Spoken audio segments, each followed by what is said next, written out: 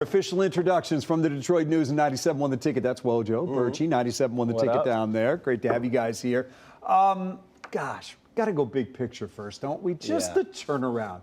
J.B. Bickerstaff, Trajan Langdon, the job that they've done, taking this thing from just the morgue to the point where they are fun to watch and in the playoffs. They're alive again after being in the morgue last year. That's a huge accomplishment. And they're the first team in NBA history over two 82-game seasons to triple their win total from the season prior. This is an unprecedented turnaround. The setup for that, by the way, is harsh. But even Langdon would tell you that this team has surprised him. And he did not expect them to be in playoff contention, even really play in contention this year. And I think Bickerstaff would say it in maybe gentler terms, but even he would admit, yeah, we took a major step forward this year, and how refreshing it is for this team that has spent most of the past 15 years playing and wandering through the NBA wilderness. It is truly fantastic because no wrong moves. From the moment Tom Gores fired Monty Williams, they gave him $2 billion. Every move they made was purposeful and the correct one. Hiring Langdon, hiring J.B. Bickerstaff, bringing in some shooters to surround Harris, Malik Beasley. Even Schroeder at the trade deadline, surrounding the young core with good veteran players. It was truly, I don't think they missed on it. Now, they didn't necessarily hit a home run, but you know what they did allow themselves to do? Turn Cade Cunningham into a home run, a superstar, a grand slam, and he has elevated. And everybody pretty much, when Monty Williams and Troy Weaver were here, was like, why don't you get some shooters to space the floor? And now they got the most prolific three-point shooter in the league this year, in Malik Beasley. So what you're saying is it was the right move. It was the right move. So let's do this. Pistons Knicks. Let's do it. Here we go. I mean, this sets up as a really fun series.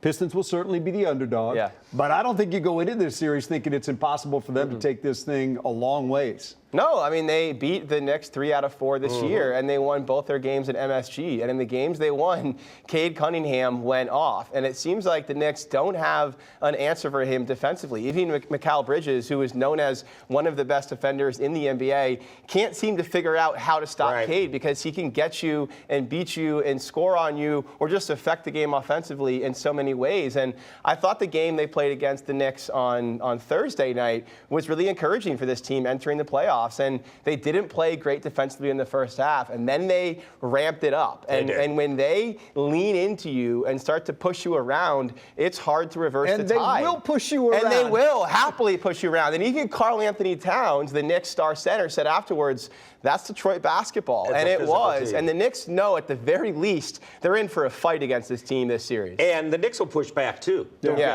Now, I think this is a better matchup for the Pistons than the Indiana Pacers would have been, and the Pacers have handled them pretty well. But Cade, I believe, has a couple of 36-point games against the Knicks, and there's going to be some some defensive wild cards, like Ausar Thompson or Ron Holland, to throw them at Jalen Brunson. The one downside to this is the Pistons have one main go-to guy, Cade Cunningham, and the Knicks will swarm him. The Knicks have two. And Jalen Brunson and Karl Anthony Towns. And the Pistons, I think, will do, that's where Thompson or Holland will come into play to swarm Jalen Brunson. And I think it's going to be fierce and ferocious and physical and fun and fantastic. And not to get too far ahead of ourselves because we have playoff basketball to look at, but I think you just kind of summed up maybe what the Pistons have to look at in the offseason is finding that number 2 for Cade. Yeah, well, and maybe it's Jaden Ivey. Let's not forget, he was playing really, really well before he broke his leg on the first day of the new year. He was averaging about 17 a game, shooting over 40% from 3. I think it's worth seeing what those two look like side by side for a full season. But back to the series for a second. That you didn't, though. What I know hate is that we don't know. But one more note on the series, that the Pistons do have an answer defensively for Anthony Towns, and it's Isaiah Stewart, who is going to make this thing interesting. And if they win one of those first two in New York, Game 3 at LCA, possibly Friday night, is going to be electric. Yeah, because Cat doesn't like that big physical and they were antagonistic in the game. Yeah. Like Beef Stew had a big major impact on that win without scoring a single point. And one rebound. In one rebound, yeah. All he was doing was getting in Karl Anthony Towns' way. He got a rousing applause after he fouled out. He did. Because the fans knew how much he had impacted that game. It was one of the least impactful scoring lines, but most impactful game that you'll see. point. It was good stuff. Birchie, I know you joked about this on the social media thing, kind of overreacting to Torkelson's early season success. But let's say this. This is a whole lot better than sitting here saying, here we go again with Torkelson. I don't know where this will go from here. But this beats where we thought we'd be. Yeah, you said he was better than Aaron Judge, didn't you say that? I said he was as good. Okay. Just checking. It also beats waiting for him to heat up in Toledo, which honestly the Tigers thought they would be doing at this time of the season, and instead he's up here just nuking balls, it seems like, on a daily basis. And I go back to our opening day show, and I think I said the two questions for me for Tork are A, can he get back to hitting the fastball? Well, he absolutely unloaded on that fastball today. And can he hit righties? And so far, he is hitting righties. He hit last year against righties 215. I know it's April. I know we're just 15 games in. He's hitting 315 against righties so far this year. That makes him a much harder hitter to get out and to attack. And so far, the Tigers have to love what they've seen from him. And I believe we had the debate at the start of the season, which of the three comeback guys was the bigger comeback? Javi Baez, Casey Mize, and Spencer Torkelson. I'm sticking with Torkelson is the most legit one, I think, in my mind. Mize struggled a bit, but he pitched into the sixth inning and pitched well enough to win today. So with those things, what are they now? 9 and 6?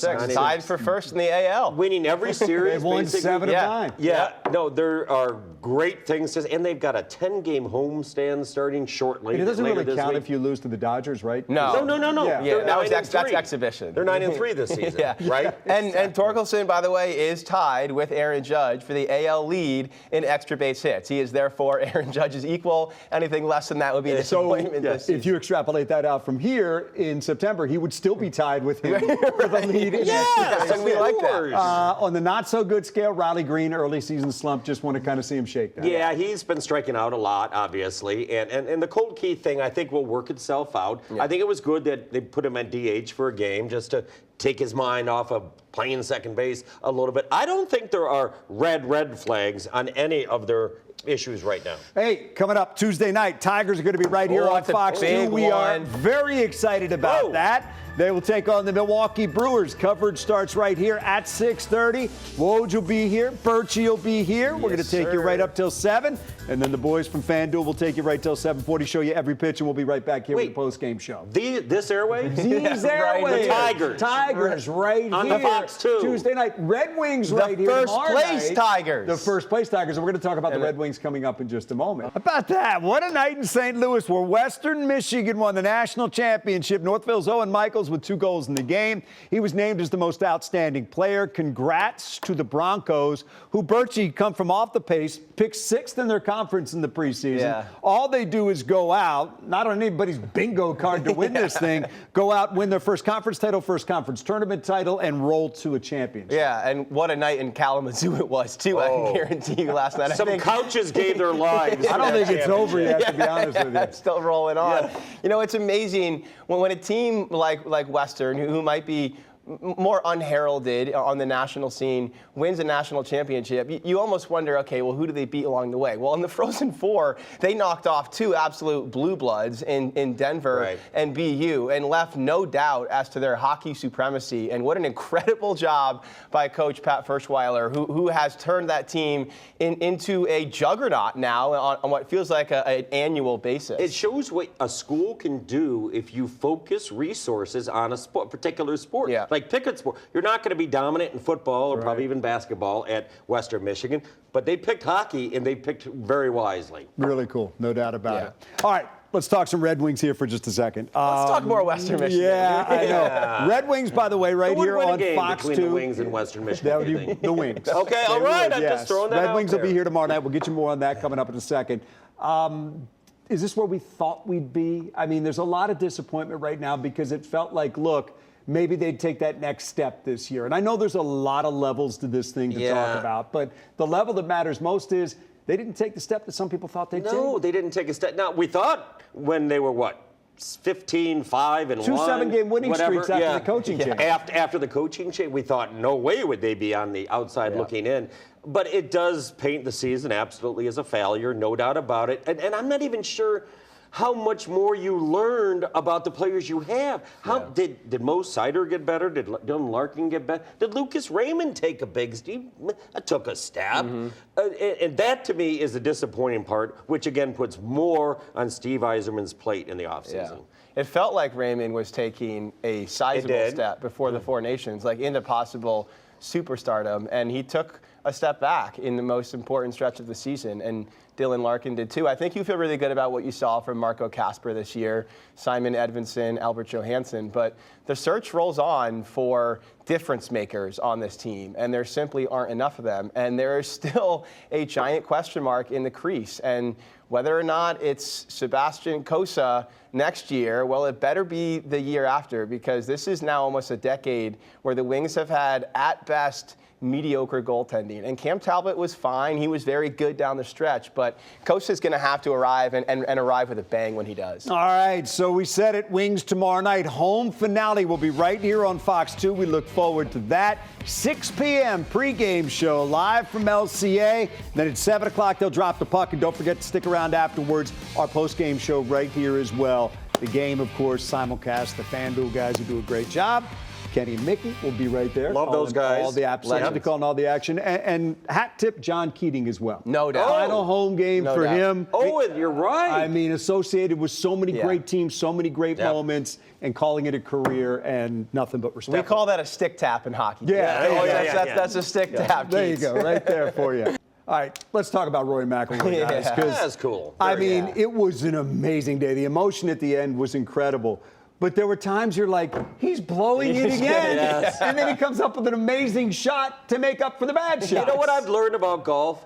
You have to have had really bad misfortune to get that amount of emotion when you finally cap it off. And that's what that was born of. Waiting 11, walking off the 72nd hole? Yes. Looked like he'd seen a ghost. Yes, and 11 years in waiting and then missing that putt. I'm not a huge golf guy. I don't know if you've noticed that. But that was huge, great drama, and it's a great story. You do love a good putting contest. If like beers are involved and stuff. No, who has 2 thumbs and puts great? This guy. Something tells me there's beers involved at Augusta right now. No doubt. But this was history. And also this started as a duel between he and Bryson DeChambeau, but it did not end up that way. No, it didn't. And you mentioned that it looked like he had seen ghosts. He had seen his own ghost. I mean, he had come so close so many times to breaking through for the career Grand Slam. And we talked about it before the show. He had to put himself back together so many separate times just today. You talk about resilience and mental fortitude and intestinal fortitude. The first Masters winner ever